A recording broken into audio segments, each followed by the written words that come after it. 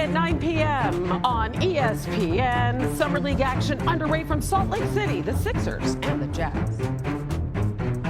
NBA front office insider Bobby Marks is with us once again. He's been a regular here lately. Bobby, who are three players that we should keep an eye on in Salt Lake City Summer League? Starting with a guy that Danny Ainge was determined to draft, who did show up after all. Bailey, the Rutgers forward, the fifth pick in the draft, and certainly we're going to have our eyes on Ace in Utah here. I think the interesting thing for me with Ace is, does Utah play him more a point guard here? Here's a player that averaged 2 turnovers last year at Rutgers, only 1.3 assists, and as you know, Hannah, Summer League is about experimenting. BJ Edgecombe is the next player, the third overall pick in the draft.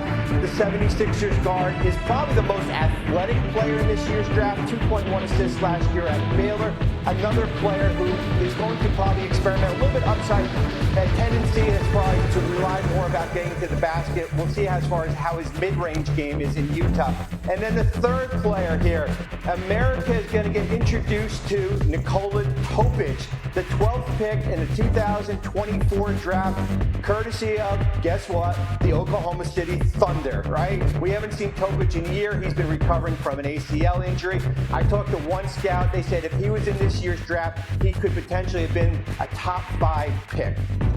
Wow, and this is a guy that turns 20 in August, just another addition to that young roster. Very interesting. All right, let's pivot, if we can, to the available veteran free agents. You've been on that all week long.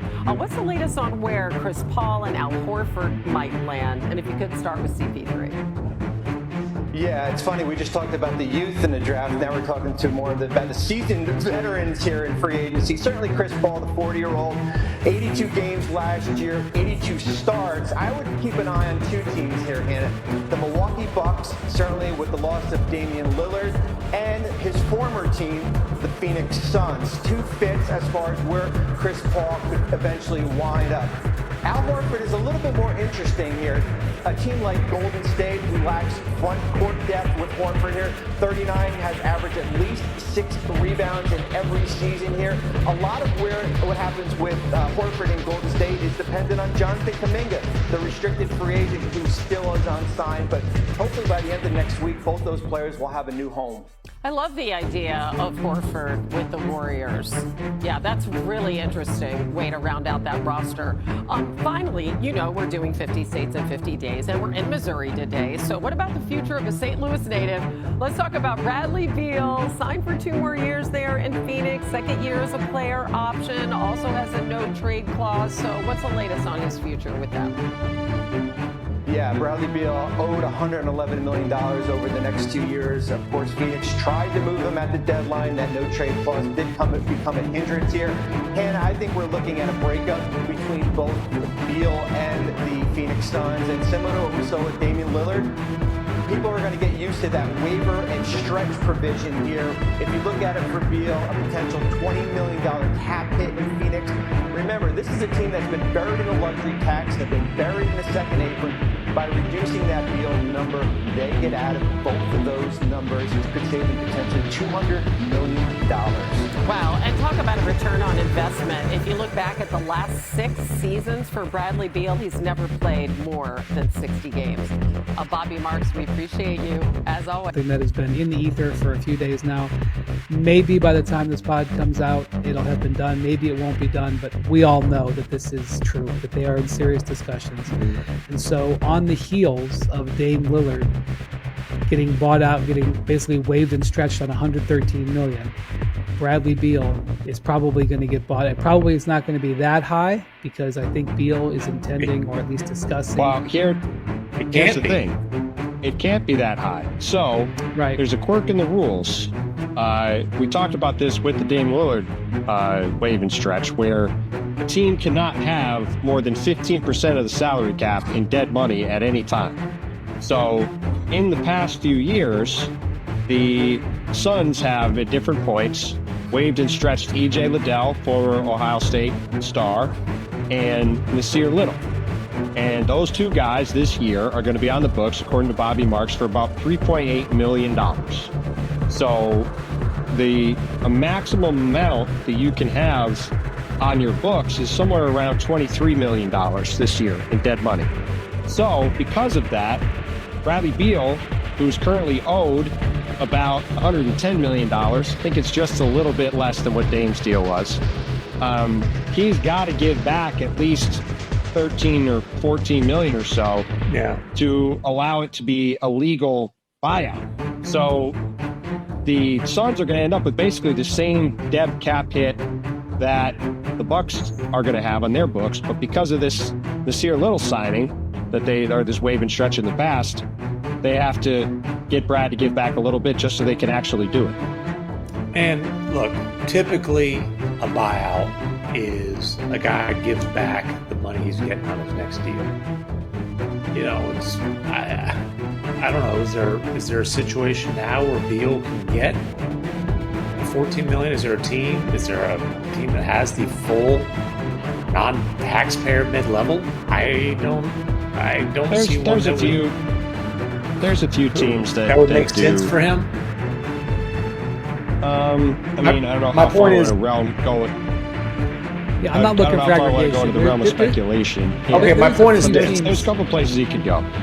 Well, my point is this. This real is quick. He doesn't have to get the. He doesn't have to get. If he's, let's just say for the sake of the discussion, he's leaving $14 million on the table, and he wants to be whole. Because, for example, DeAndre Ayton didn't quite get whole. He was a couple of million short of being whole, but he went from being a possible third stringer in Portland to starter in LA. Yeah. If Beal's looking to be whole, he just needs to make $14 million over 2 years. He doesn't have to make it all back this year. So but he's going to get bought out, very likely. They're haggling about money.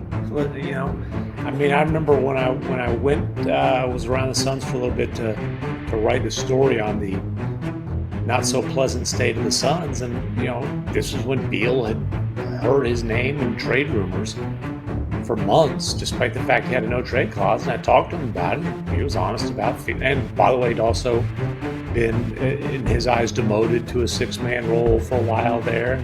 You know, he said he felt disrespected, but you know, he mentioned like, hey, there wasn't anything that made sense before the trade deadline. He didn't want to, just like KD, he didn't want to uproot his family or you know, his personal life. In Beal's case, his family, young kids, wife, in the middle of the season. But he pointed out, like, you know, summer, there's a lot more options on the table. There's a lot more possibilities. I don't think Bradley Beal is in any way, shape, or form opposed to getting his walking papers from Phoenix. I think he just wants as much of the money as possible to go along with him.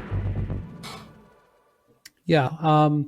So there might be some more by the time we do our next podcast. There might be some more there, but I will just say, like, if they do this buyout, it will save the Suns somewhere in the neighborhood. You know, they haven't completed their roster yet. They could add more to it, but I believe, Bontemps, it will.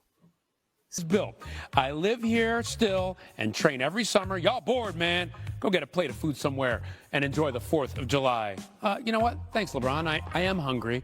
For more speculation, that was cheesy, but Bobby Marxison, our ESPN NBA front office insider, to help sort through all of this. So, Bobby, look, there's a lot of talk about LeBron's future with the Lakers after Rich Paul's cryptic statement about James wanting to compete for championships, but knowing the Lakers are looking to the future. So, what are the chances that he could be on the move this summer? Well, I think that depends on what LeBron James wants, right? He's one of 2 players to have a no-trade clause in his contract. Bradley Beal is the other one, and LeBron James dictates as far as what his future is going to hold as far as in the Los Angeles Lakers uniform. Brian, it's complicated, though. He's got $53 million. He's on an expiring contract. I talked to a couple teams during